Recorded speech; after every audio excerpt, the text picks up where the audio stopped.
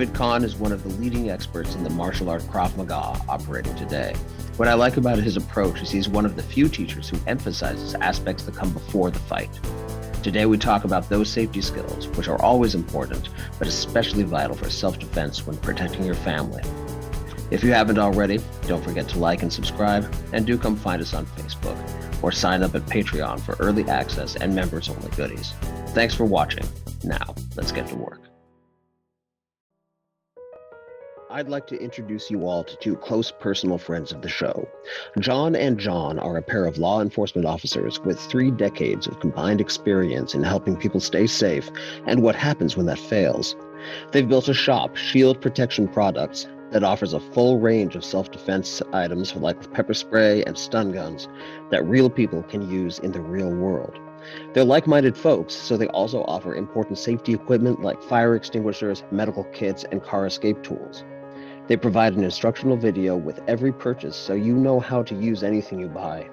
Find them at shieldprotectionproducts.com and use the discount code SFOTB10 to get 10% off of your purchase. That's SFOTB10 at shieldprotectionproducts.com.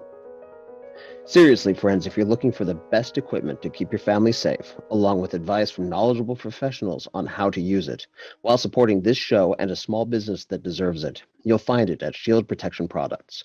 Go check them out and tell them Safest Family on the Block sent you. About family planning, about making those plans. And like you say, no plan survives contact with the enemy. But was it Eisenhower or Patton who said that plans are useless, but planning is indispensable? One of the two.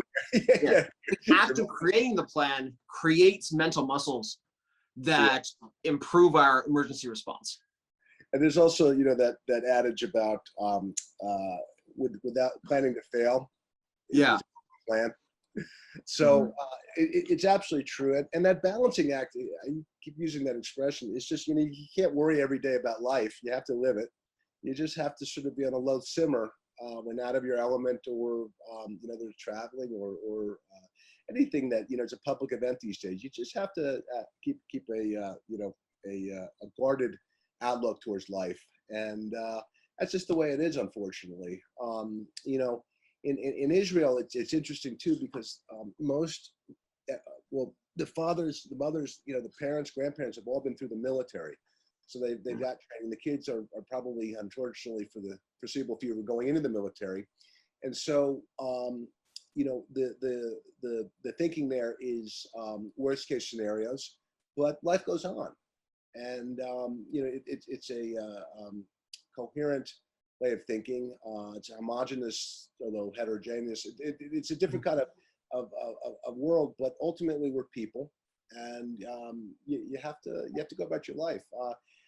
The biggest issue that I've worried about, is the randomness of it all, and that if you have kids watching the news, there'll be many people who say not to watch the news. I personally like watching the news with my older son. My younger son worries a little bit, but I also tell them that keep in mind the news thrives on conflict and violence. And all those things. So it's to be taken into context, and you have to explain it that, there are these things out there, but they're fortunately in this country, although it's becoming more dangerous because of recent events, just all the way around. The issue is, dealing with it day to day, and understanding that chances are it's not coming your way, but if it does, you're going to be okay. One of the things I talk to my kids about with news is, and this is both in terms of not getting scared by sensationalism and also checking for bias, is ask yourself, how did the person who produced this piece of news get paid?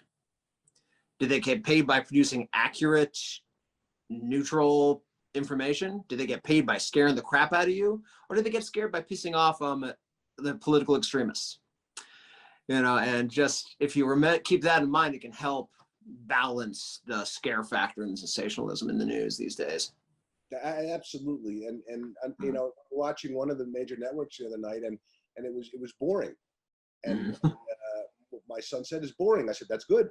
Yeah. Life should be boring.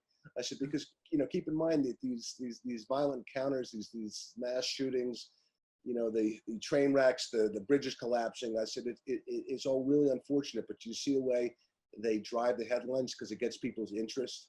And whether that is a benevolent interest or a malevolent interest, I don't know, but it's there and it's there to stay. So you said it so well. I concur 100%. And there was a commentator, I think it was at one of the White House press dinners, who pointed out that CNN's motto is breaking news, and we should congratulate them because that's exactly what they did. But we digress. So here's something I wanted to ask you, because you have taught a lot of what I like to call operators, police, SWAT teams, special forces, military, people who do violence for a living. And on the other side of the spectrum are most of the people who watch this show, which is folks who are worried about the safety for their kids, but they're not in that profession. They don't have the time or the interest to become advanced in martial arts as a civilian. And Krav Maga is one of the better systems that has a short learning curve towards being reasonably effective. They're not going to turn into Bruce Lee in 6 months, but they might be able to help their family escape. And so what are some of the things that kind of family member, that kind of father, that kind of mother should keep in mind about self-defense that might be different from what that Navy SEALs YouTube video tells you about self-defense, because they're coming from a completely different set of characteristics. You mentioned, for example, the person who founded Krav Maga was a competitive boxer, a competitive wrestler with the athleticism of a gymnast. What works for him isn't probably going to work for 90% of the people watching the softball game this weekend. So what are the things that can work for folks who aren't more immersed in self-defense? It's a great question. So first and foremost, again, how'd you get in the situation? Was it social violence where you can talk your way out of it, maybe, even if it means eating some humble pie? Or is it a criminal type of violence where you are a resource and that criminal wants something from you? Can you give it to them? Will they leave you alone? Or are they going to try to take you to a secondary crime scene? So these are all decisions that come in before any kind of self-defense tactics are employed or reserved. But if it comes down to it, and you cannot talk your way, you cannot avoid, you cannot escape, any of the surefire ways of not getting injured, it comes down to a few tactics. I just taught a group the other night, and they said, you need kicking shields, you need this. I said, no, what I need are folding chairs. And they said, oh, for a lecture. I said, a little bit, but what I really need them for is to simulate somebody's kneecap. Mm. So my partner Don Melnick and I did this a while ago at the museum in Philadelphia, where we didn't have any pads. I said, let's improvise. We're going to use chairs. So they're able to deliver side kicks using the heel, one of the best defensive measures you can take, and kicking over these chairs with a plum. And I had people who had never done any kind of self-defense, anything like that, giddy about kicking over chairs with some force and accuracy. So that was all done within an hour and a half of training.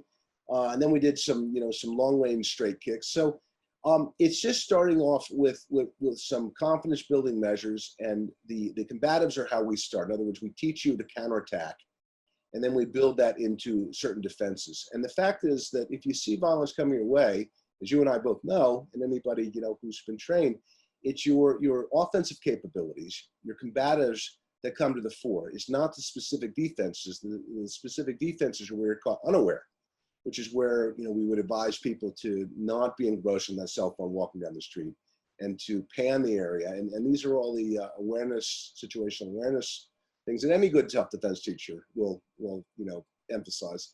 So again, it's recognizing the threat before it becomes a threat, and we can't emphasize it enough. This book does that a lot, but it also shows the basic combatives that I'm an advocate of, and it's reinforced with the previous book. And as I said, there are about 12 things that one could learn using the limbs, even a couple takedowns, but kicking with the hard parts, your heel, the ball of your foot, because we're all pretty much wearing shoes, using a palm heel strike, a palm heel instead of a punch to preserve the hand, elbows, and that adage about soft, maybe palm heel against hard, the head, And then obviously hard elbow tip against maybe the jawline, the throat, the neck, something like that.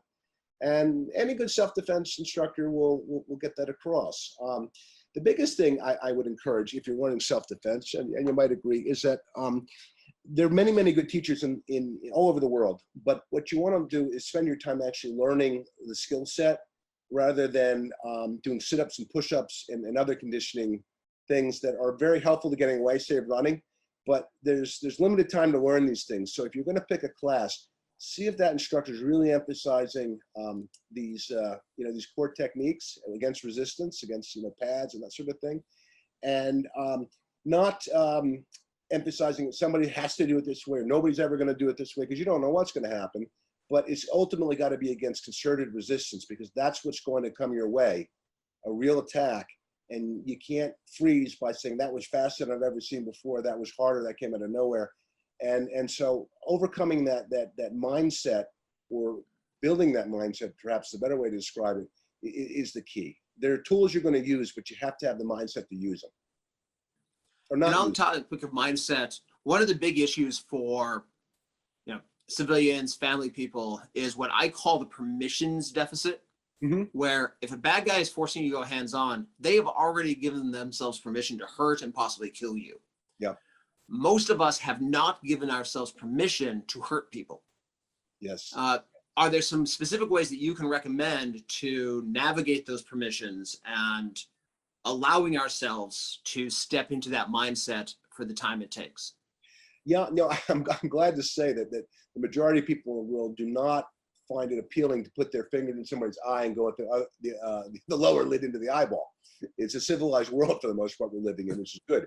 But now what we're talking about, uncivilized people who are going to harm you if they can, and you've got to stop them. So one of the scenarios that I paint, and we do a bunch of women's seminars, not because we train men or women differently, it's just that it's of interest. And we say, hey, listen, you've got to go home at night to your husband, to your parents, to your kids. And so if you're squeamish or you're reluctant, which is a good thing, not to take out somebody's MCL and ACL with a kick, or scratch their cornea, or hit them in the trachea, that's good. But envision yourself needing to go home to these loved ones. You have the responsibility to go home to them. But think about maybe if you have children, somebody attacking your children, what are you going to do then? Overcome any inhibitions you have, because that is the barrier, the first barrier that we need to overcome. And once you're over that, we can give you the skills to survive it. So I think something that's important to note is, again, you were talking about thinking about things ahead of time, creating your list of permissions. Like, if somebody does this, I will do that. If somebody approaches my child with a weapon, I will hurt them. Where if somebody is aggressive in a crowd, I will escape, and coming up with that plan. So one other place that I sometimes get resistance from with people who are normal and not weird like us is the idea that coming up with those plans and living in a world where we think about that a lot seems really depressing, if not paranoid. Right. But my experience has been that if you don't spend, say, half an hour thinking about it, and an hour over the course of every 6 months or a quarter practicing, there's a little part of you that's worried about it all the time anyway. Yeah. Are there some things that you could address about how can we think about those things enough to be prepared and to act in a safe way in an emergency without making it overwhelm our personality or change our personality in ways we don't want? Yeah, the threats are always going to seep into your subconscious, whether you know it or not. Especially when we're exposed to the cycle of violence in this country that we're seeing. It's always been there. It will always be there, I'm afraid. But fortunately, it doesn't affect most people. And you just need to think about it. Now, I think another way of thinking about it is that we get in our cars and we put the seatbelt on, don't we? Mm-hmm. Most people do it instinctively because they want to. There are a few who don't, but it's also illegal not to do it too. Forget the illegality of it. You're doing something that is a precaution. And so learning just a few things, that's going to be your life precaution. When people are walking across the street, unless they're engrossed in a device, It's that trust in others, but sort of trust but verify. When I'm walking and I start venturing the street and a car came very, very fast, I don't walk right in front of it because I'm not sure that person's going to stop. And so we all have this day-to-day confrontation with these micro infractions on our time or space or whatever. And it's just a question of putting it in perspective. And when we talk about the forewarned is prepared, most people are never going to experience violence, which is how so many martial arts instructors teach what they teach, because it's never tested. And so that's a whole other discussion, I'm sure. But I really just think it's a question of accepting that we don't live in a utopia, we don't live in a bubble, and it's just important to think about a few things ahead of time. And sometimes the way I look at it is that the fifth book that we put out with St. Martin's was based on the 12 most common unarmed attacks. And that is a very typical thing. You know from your experience, there's just a couple things that people do, or maybe more, but there are a few of them within those 12 that are really commonplace. Pushes, hook punches, haymakers to the head, that kind of punch, or straight punch. And those are what most people are going to come at you with. And so if you can just develop a few defensive strategies and mechanisms to cope with it, you're probably going to be okay. You don't have to practice, third-party protection, taking away an active shooter's weapon. Maybe a good idea these days, but you don't have to do that. They're just, a few things. And with that confidence comes confidence in life. I really, and of course, that confidence is a deterrent anyway. The great irony of training in martial arts and self-protection is that the more you train, the less likely you are to have to use it, unless you're doing it professionally. Yep, or you're seeking it out to test it, and that's not what good martial arts teach. So it really is. It's a holistic plan about life. The precautions that we take all the time, and just make this one more of them. Just not getting absolutely engrossed in your cell phone if you don't know where you are. Or you're in a different location, or putting your back to the wall at the very least if you're going to do it, so somebody can't sneak up behind. And the FBI statistics bear out this a lot of stuff. People think about robberies. That's always the worry. Well, the 2018 statistics show that almost 43% of all robberies in the United States are done without weapons. They're done strong arm. Knives only account for 8.3% of all robberies, and firearms, it's about 26, 27%, which is what you would expect. And in other instruments, about 31%. So when I train with people, I really ask them to train to the threat. Aggravated assaults, whole different story. But even then, nearly 1/4 of them are without weaponry. So most people can deal with an aggravated assault. It doesn't take that high a skill level to deal with the most common attacks. Now, when we get into knives, guns, and other weapons, then it requires a skill set, and compromise is probably the best idea. But keeping in mind that 50% of all weapon robberies, if they take you away, you stand a good chance of being maimed or killed. I like that term, train to the threat, and that seems to be the beginning of creating those plans where we're going to go do this, and whether that's we're going to go into town to see the show, the family's going to go on a road trip, or we're all going to go to Thailand for a week, and then understand, okay, what are the likely threats? What are the unlikely threats that we should watch for anyway? And then what's going to happen? And then we can educate ourselves on what are the pre-incident indicators for that kind of threat? What can we do? When will we leave?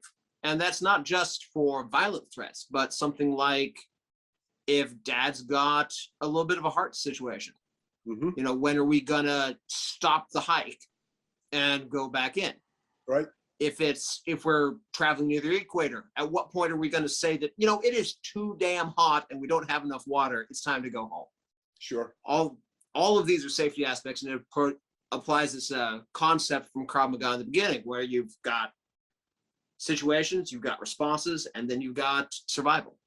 And frankly, a good martial arts and self-defense program will teach you an indispensable skill, which has nothing to do necessarily with violence, but how to fall down safely, roll off your bike safely. And I was put through a car windshield when I was in law school, happened to be by an aspiring doctor. but I just learned how to roll, and I knew he was going to clip my knees, and I rolled off the car and ended up on my feet. And paramedics want to know, where's the victim? I had blood here. I said, what do I look like? And they said, the damage done to that car, you really should be in worse shape. But that, learning how to fall down without breaking your tailbone or your elbow or hitting your head is a lifelong skill. One of the more popular things we do, which I'm delighted to do, is go into some of the 55 and older communities and to actually teach them how to fall down safely or ascend or descend stairs. That if you're going to go up or down the stairs, you certainly don't want to fall down, but falling down, in other words, keeping your weight upstream instead of downstream, tumbling down the stairs is crucial. So there are other aspects of it as well, sports, the whole thing. So really a class in how to fall properly or fall forward, because most people, as you know, will fall like this and break their wrists instead of turning their head to the side like a spring motion, which can be practiced against the wall. So that's yet another thing I might, inject in the conversation. Absolutely agree. I mean, been training for almost 40 years, high speed, low drag martial athlete. I've been in one fight in the last 20 years. I fall down twice a year, whether I need to or not. I don't know any experienced martial artist who won't say that the fall, break falls is the most important physical self-defense skill we have ever learned. You bet. Yeah. So it's something to think about, and it goes, further to biking, because my wife suffered a really bad. A woman had not cut her the sidewalk. It was raining, and she got clipped with a branch, and she broke her clavicle. So that got her more interested in learning how to fall off a bicycle. Little kids, it's just you have to take that instinct of putting the arms forward, and then and sculpt it into a rolling capacity, things like that. So that to me it really stands out. Forget the violence so much as the injury that you could suffer at the misstep or weather conditions or whatever it's going to be. Yeah, absolutely. Well, David, thank you so much for coming on the show. But before we go, where can people find you? Oh, it's very kind of you. Yeah. So we've actually got all these tactics we talked about, along with all 7 books I've been lucky enough to write, on our online training, which is www.masteringkravmaga.com. And about 500 videos and a bunch of free videos on there for anybody who's interested. So I welcome you all. And just an absolute honor and pleasure to speak with you. I think it's an amazing thing you do for family readiness. And one of the interesting things is when we were in Japan teaching, there's actually a group within the Marine Corps that's called the Family Readiness Group. And they teach, it's one of the things we came in to do, is how to fall down and things like that. So your family readiness is a great title for it. I really think it's right on point. Well, thank you so much. Thank you, everybody, for watching. Tune in next time, and we'll find links to David's stuff down there in the notes. Take care. Be good. So listen, if you've gotten this far into the show, you like what I'm doing here. So do I, but I need your help to make it all it can be. For just $0.10 a day, you can help this happen by supporting the show on Patreon. In return, you'll get my undying thanks, early access to episodes, a monthly safety worksheet, and other cool goodies. We're at patreon.com/safestfamily and waiting for your help. Please consider it. It's $3 a month to you, but a big deal to me.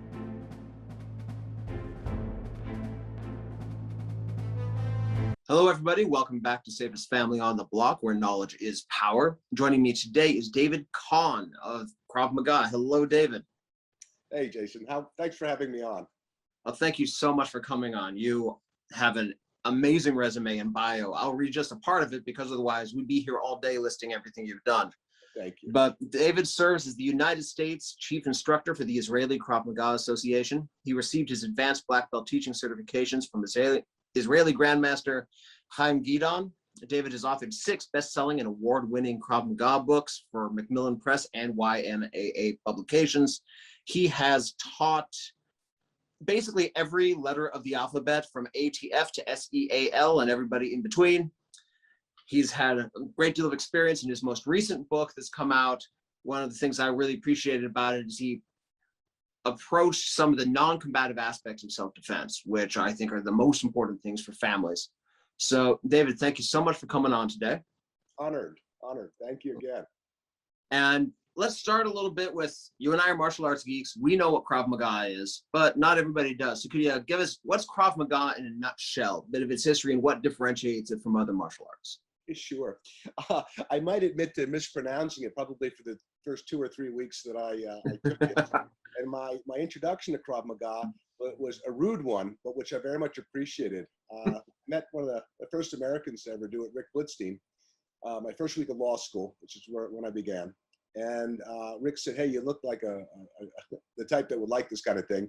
I was still staying in shape from playing football in college. And he invited me to class and said, "No, I'm a first-year student at YMAA. I've got to study. This isn't, really thought I would be a good law student." Well, 1 week of classes, it was terrible. Oh, I hated this. And so I sought Rick out, and he summarily invited me to class and said, "Hey, come up here and volunteer." And I sort of had a choice, but I didn't. And he ended up taking me down on my wrist. I always tell the story ad nauseum, but it really tells the tale. With his size 8 foot on my throat and my arm extended, in a very vulnerable way. Instead of being embarrassed, I thought, this is fantastic. I got to learn this. So my odyssey began with private training for 3 years in law school. Rick was very generous with his time.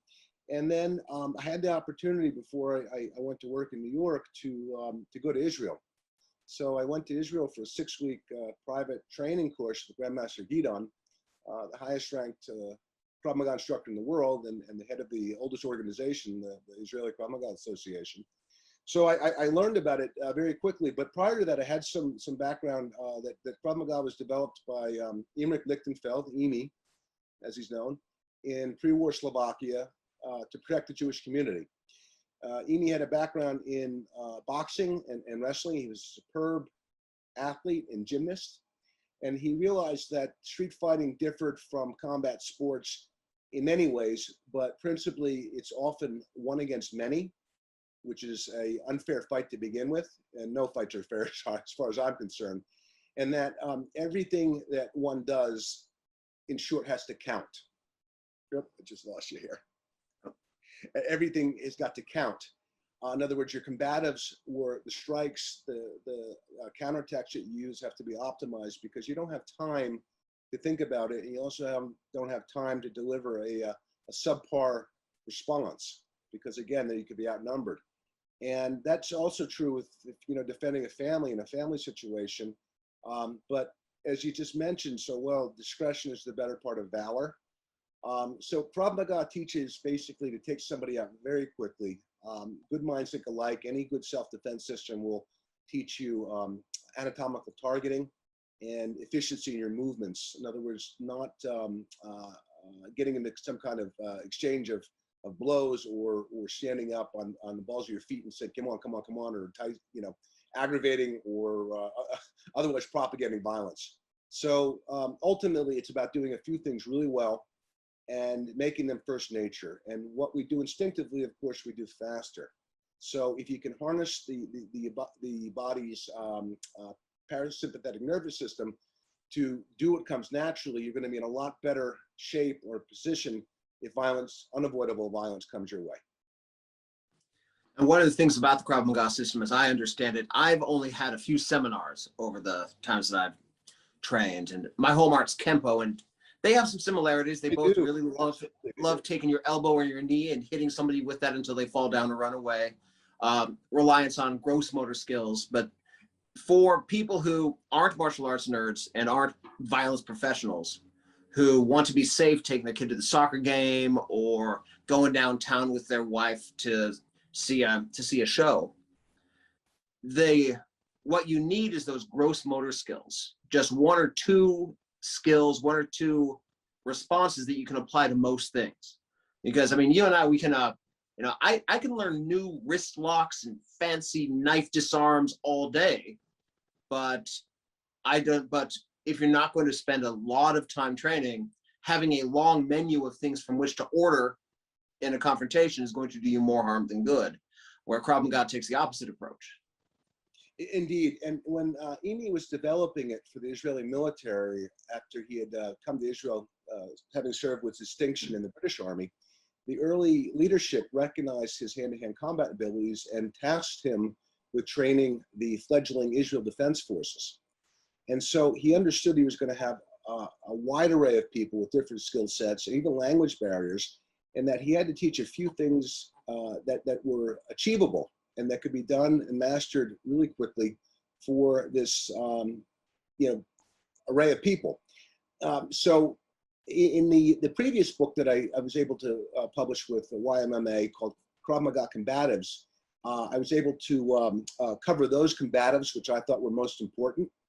And it really, you could probably list it to a dirty dozen. You and I together could, probably have the same dirty dozen combatives, because the human body only works in so many ways, and that works for both defender and attacker. That I know what he can do, but if he's skilled, he knows what I can do. So then it comes down to skill set, timing, positioning, and those aspects of a fight, which takes some time to master. But the average person can become proficient in short order, which is always the goal. The other thing we should mention, reinforce, is that the only violent confrontation you're sure to win is that which you avoid. And especially true as a parent. If there's somebody in front of me and I've got my kids with me, yeah, that's even more important.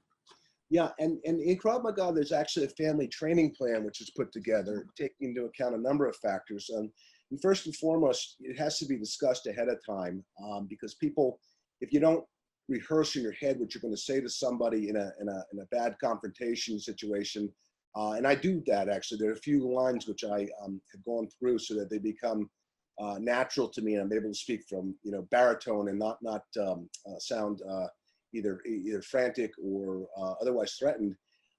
It's important because oftentimes, even if let's say one parent, could be father, could be the mother, says, go, run, I'll catch up with you. The family may not want to leave the parent alone, but sometimes you have to gain some space, to get some distance between your family members and that threat. And of course, escape and evasion is a big part of any good curriculum, particularly with Krav Maga. And obviously a planned escape route and all these other factors are essential, but oftentimes we don't anticipate conflict coming our way. So some practical measures come to the fore. But ultimately, you have to just not think about your safety. My kids and my wife come first. If I'm alone, I may react one way. And in fact, Grandmaster Dunn has imparted this, that he's the toughest individual I'll ever know. And he taught me a very valuable lesson in the story, that he and his wife were on vacation, and they were approached by 3 knife-wielding robbers. And had he been with his sons, who were the other best practitioners in the world, these guys would have been taken down in short order. But because he was with his wife and wasn't sure how to best handle the situation, given there were 3 armed people, he gave them his throwaway wallet ahead of time, keeping his wife and himself safe, although I know how I would have handled it. So these family planning sessions are very important. And of course, there's a balancing act to be had. If you have smaller children, you don't want to scare them. You don't be answering those questions at 2 o'clock in the morning about, well, you discussed this. What if this happens? What if that happens? And my 9-year-old, I've started to train him in Krav Maga. He's amazing, especially with his kicks. But I don't want to frighten him if the situation came down to it. So as all good minds think alike, there's some practical considerations to be dealt with right away. And then you can go into some situational planning and scenarios and things like that after you've discussed really what could transpire. Absolutely agree. Now, in the particular book, your newest book, Krav Maga Fundamental Strategies, one of the things I really appreciated about it was you spent a little bit of time on some physical hand-to-hand, kind of like in your earlier books, but so much of it is actually about the things to do before you need to do that, which I think, especially parents, that's what we want. It doesn't matter how much of a badass you are, just like the story you were telling. If you got your family with you, you're compromised, the risks are higher. And even if you're by yourself, that there is never a 0% chance I'm not going to get killed. Absolutely. And never to go back and see my kids if I walk into a situation, even with some 17-year-old meth addict who weighs 70 pounds soaking wet holding a cat. there's not a 0% chance that he's not going to kill me in that moment. But if I avoid the thing entirely, that's a 100% chance of getting home, which I like those odds. Absolutely. So could you talk a little bit about the framework that you put forward in the book about how, as a parent walking through the world, I can avoid ever having to use physical self-defense skills? Sure. Well, life can't always be planned. Obviously common sense should dictate where you go, when you go, and with whom you go. The scenarios I often think about most are where I'm out of my element. I live in a pretty safe community, a great community, courtesy of our police department as well, in Princeton, New Jersey. I grew up here, as did my wife, and went to school here as well at the university. But my concern is when I'm in unfamiliar environments. And I look very closely at egresses. We all should. In other words, if you're in a restaurant and there are fire, even not even a concerted outbreak of violence, how are you going to get out of there? And what's impeding your exits, and all the common sense. Good minds have got to think alike here. When driving as well, people often will tune out and not leave enough room in front of that vehicle in front of you. You can't control how somebody comes up behind you, unless you've got a big trailer hitch, which is something else. But you've got to, just like if you were outside your vehicle, you want to leave room to maneuver. And just as though somebody would invade your personal space, your safety zone, your reaction zone, all sorts of things one could call it, you don't want somebody doing that with your car, but you're in control when you're behind them to leave that kind of space. So, that's always something to think about. Air travel these days is also fraught with peril. First and foremost, COVID, but let's hope we can get beyond that. And I just wonder if some of the air rage that we're seeing is going to continue, because I just think that people are very impatient these days. And now that we've been isolated a bit, invading your personal space is all the more fraught with potential violent confrontation. So we have to deal with, obviously, even going back to 9/11, I always I flew to Israel a whole lot many times over the years, and I always looked who's on the plane. I had less of a concern when I was flying to Israel because there's certain security measures they put into place. But just even flying on a plane, identifying to the cabin crew that you have some training or something like that, and they can go to you in a time of need, so that you're aware, your family's aware, that sort of thing. And really, it really boils down to common sense that if you don't feel a situation is good, you're walking with family members, or your wife doesn't get a sixth sense about it, it probably isn't good. Even kids have that awareness, and you got to listen to it. The question becomes also, what would happen these days if a flash mob were to form, or stampede or something like that? And so at a certain age, you can whisk your kids away and you can hold them under your arm, protecting their heads as you run with them. But as they get larger, the flip side is that they can run probably faster than we can. Yeah. Then you've got to train them to run in a particular direction towards safety and things like that. And again, it's always going to be that balancing act between talking about life's dangers and difficulties versus giving them nightmares or constant worrying or agita. Now, one of the best insights I got from one of the child psychologists I spoke to is that by the time your kid's old enough to understand and contribute to the solution to situation X, they've already thought about it. Mm-hmm.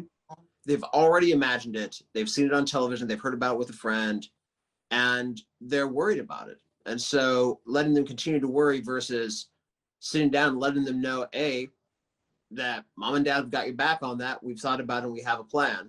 And B, this is what you in particular can do if that ever happens, is much more powerful than letting them worry about it because we're afraid to scare them bringing it up. Having that frank conversation that shows competence and care and empowers them to affect their own rescue is hugely powerful. It is, and that goes to the heart of the again the nervous system in the freeze, fight, or flight. And so if we can get our family members to think ahead of time about the situation, because of course that phrase that my life flash before my eyes, and those in the know understand that your mind is searching its memory back to see if you've ever been in a similar situation and what you did. And so if we can, by training or by discussion or simulation, have the family member think about the situation ahead of time, he or she is more likely to be able to respond in a a cool manner and a calculated fashion. And to keep them safe and to help us stay safe, especially as they start becoming teenagers and can contribute in a, more, I almost said brutal, which isn't the word I'm looking for, but my oldest is 21, weighs about 210. And he's been growing up with his martial arts nerd dad. So, I trust him. In what happens. One of the things that I don't trust him with is to go away when I tell him it's time to leave, because he's 21. Right? Sure, I'm not going to leave that. Well, that's as I alluded to earlier. And the other thing that I worry, I think a little bit about is just with driving. And, so we talk about when kids get their licenses, again, there's the external threat of where they go. Carjackings are exceedingly rare in the US, but we have to worry about it. But it's also their control of the vehicle. And I think that showing them several videos that show the power and the destructiveness of a car crash can give them perspective. There was an old, basically a documentary called Scared Straight, if you ever heard of it. Yeah. It was more about going to prison. I'm not so sure I advocate that. Use at risk, maybe it's a good idea. But just to show that the vehicle is just such a responsibility, and that they should really think about that responsibility. And it's just so easy to get distracted these days, and people are becoming, I just don't think people are very good drivers, which would go back to the thing about the two of us with outside defenses for Krav Maga and Kempo making you a better driver. So that's a recruiting drive for the martial arts. A little bit of control and awareness. So there are all of these things in the world, but the vehicles are a big concern of mine when my sons start driving. Well, if you look at the statistics, we all want to think about school shootings. I guess maybe we don't want to think about it, but that's what we hear about. That's what we worry about, stranger abductions. But the statistics are very clear. Motor vehicle accidents, as like from 16 to 22. That's seatbelts. Yeah. Wear your seatbelt. Don't drink and drive, and slow down, buddy. It's so true. And another thing too, depending on geography in the country, or firearms is always a worry too. I have them. I've been trained in them, and some parents may disagree, but if you're going to have them, obviously they shouldn't be an enigma to the kids.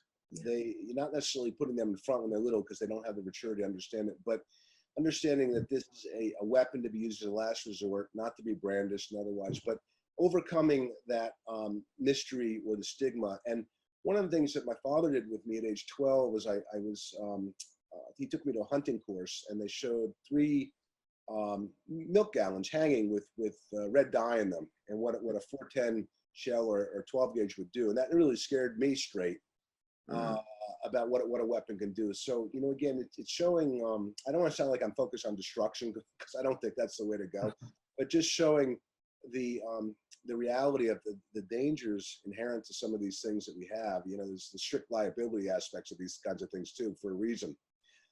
So that's another thing that I believe ought to be done. And my wife actually sort of frowned when I took my 2 sons to the firing range, and this is probably about 3 years ago, so they would have been maybe 9 and 6.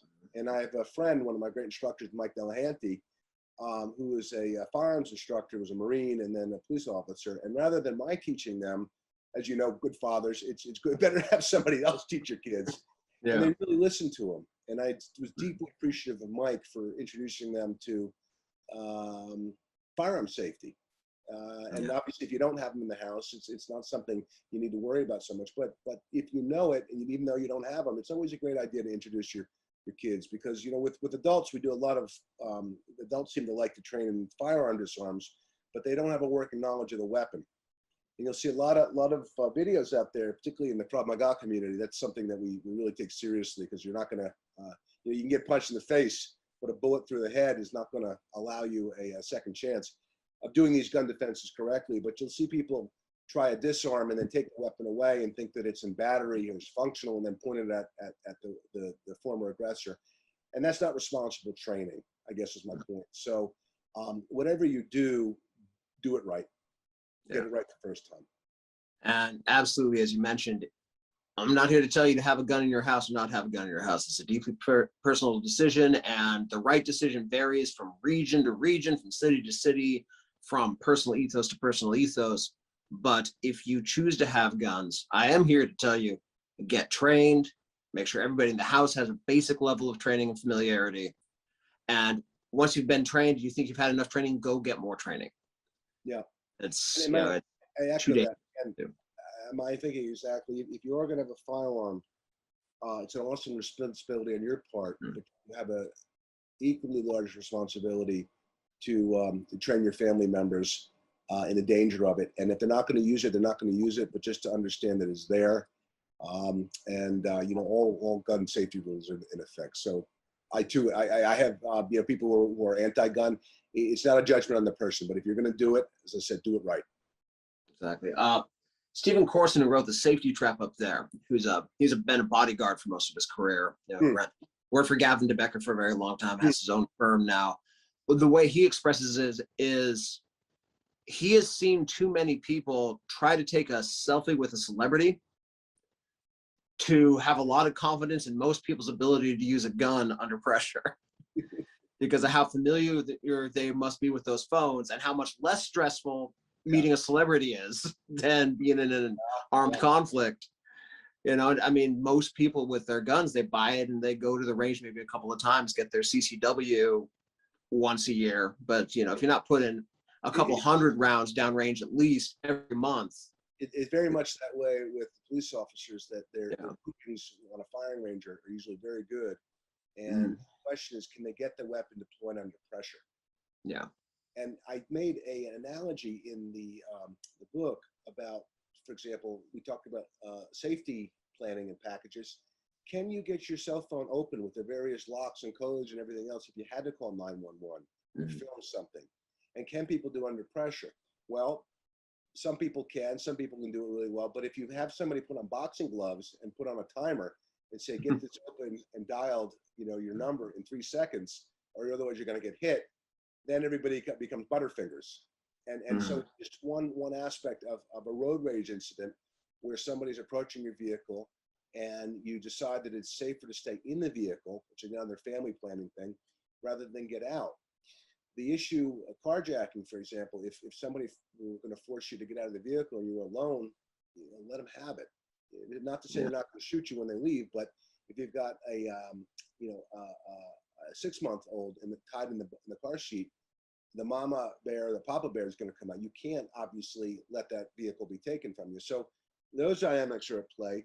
But I go back to this, getting the cell phone open, you know, to try to get it up and running if you've got a recorder or something else. And the one thing I could also advise in our curriculum is that if you are going to deal and stay in your car with a road rager, ranting and raving, maybe kicking your door, even, you know, other things in the car, you got to be careful. So they can shatter your window. Windows are pretty safe these days, but the key is to take off your seatbelt. So if they're coming to your driver's side, you can scoot over the passenger side and make them more irate, but at least you're getting away from the immediate threat as you try to summon help. So that's something to think about, you know, just as far as basic, you know, basic safety measures and your cell phone. And it sounds like many things we've talked about here are that we have a plan for most situations, that you think about what are the dangers that we might encounter. If we're leaving the house, for example, maybe think about if we're traveling or whatever, well, what might be the dangerous situations we'll encounter? Not in a morbid way, not in a paranoid way, but in a, hey, realistically, what might go wrong? And what are we going to do? And then one of the nice things about knowing what we're going to do is then what tools do we need to have in order to do it? And maybe that's a firearm, especially as we're getting older. Maybe it's not. Maybe it's some other kind of self-defense weapon, or maybe it's just a really good pair of running shoes. Whatever it is, but starting with that, forming the plan. And one of the nice things about Krav Maga in general is it kind of has a funnel where you got one plan applied to as many things as possible. And I think that that ethos to our emergency planning, I think as families is really important. For example, our house, it's a sprawling ranch house with 3 glass sliders in the back and great big sash windows in the front. I refer to it as tactically porous. And I'm not holding off anybody who really wants to get in there. So our fire plan and our home invasion plan are identical. When what side of the house is the danger on, we all leave via the other side. Other people might feel the need to stand their ground, but tactically and the way my values are, I'd figure, now let's just all get out, get safe, and deal with it later. But that's an example of creating multiple plans, one plan to suit multiple situations. Can you talk a bit about how families could apply that to staying safe? Yeah, no, it's a super point. So again, the one aphorism I will mention is that no plan survives first contact. And we have to, as you said, it was so well put, we've got to know a few core safety paradigms, measures, whatever you want to call it, strategies, and then apply them to the situation or customize them as required. And that is so true. And even I'm a lawyer by training, as much as I don't admit it. Even if you are armed and you dispatch somebody in your own home, you're asking for a world of legal trouble. It could be criminal, it could be civil. You'll probably be justified, but there are always other attorneys, or the kind I don't like, who will take up the cause. Today's episode was brought to you by our heroes over at Patreon. Todd Elner, Beth Edwards, Douglas Sedevy, Hugh O'Donnell, Art Brick, American Institutes of Kenpo, Beth Pratt, Richard Hubbard, Wayfinder Advantage, Kit Bradley, Lee Douglas, Amy Rivers, Neil Fastine, Kate Carlson, Ron Payton, Jenny Coakley, and Chris Jordan. Join the illustrious heroes by backing us at patreon.com/safestfamily. If you can't, that's okay, but do consider liking us and subscribing here on YouTube or sharing your favorite episodes on social media. Even a little bit on your end can make a lot of difference here. Thank you for watching today. Stay safe. We'll see you next time.